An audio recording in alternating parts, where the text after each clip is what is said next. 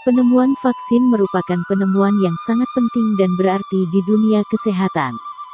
Penyakit yang dulunya umum dijumpai di dunia berubah menjadi langka sejak ditemukannya vaksin.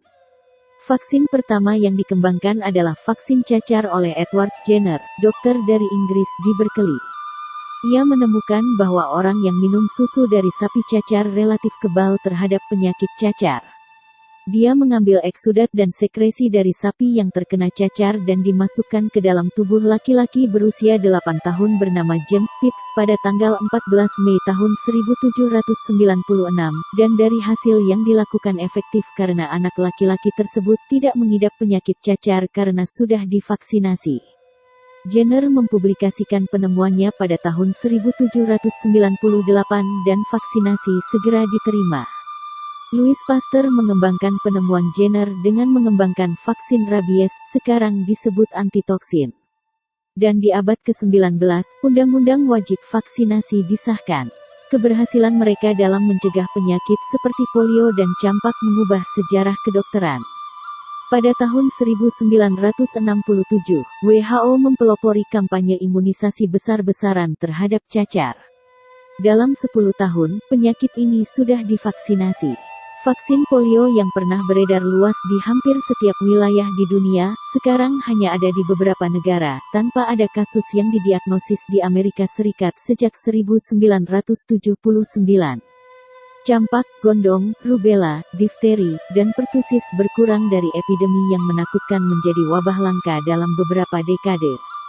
Kata vaksin berasal dari istilah Latin variolae vaksin Cinae, cacar sapi.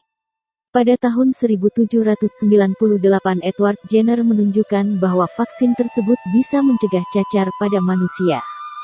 Vaksin merupakan produk biologis yang dihasilkan dari mikroorganisme hidup dan meningkatkan kekebalan terhadap penyakit baik mencegah atau mengobati penyakit.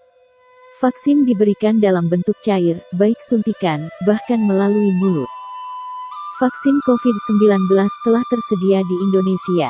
Program vaksinasi pun mulai dijalankan oleh pemerintah sebagai salah satu upaya untuk memutus rantai penyebaran infeksi virus corona dan menekan angka kasus COVID-19. Pemerintah terus mendorong peningkatan cakupan vaksinasi di seluruh Indonesia. Karena masyarakat dengan vaksin dosis lengkap terbukti dapat mengurangi keparahan gejala risiko perawatan di rumah sakit dan risiko kematian. Vaksinasi adalah proses pemberian vaksin ke dalam tubuh. Bila seseorang sudah mendapat vaksin untuk suatu penyakit, tubuhnya bisa dengan cepat membentuk antibodi untuk melawan kuman atau virus penyebab penyakit tersebut ketika nanti ia terpapar. Oleh karena itu, vaksinasi penting dilakukan sebagai bentuk perlindungan diri terhadap penyakit, terutama pada masa pandemi COVID-19. Profil vaksin yang akan digunakan di Indonesia.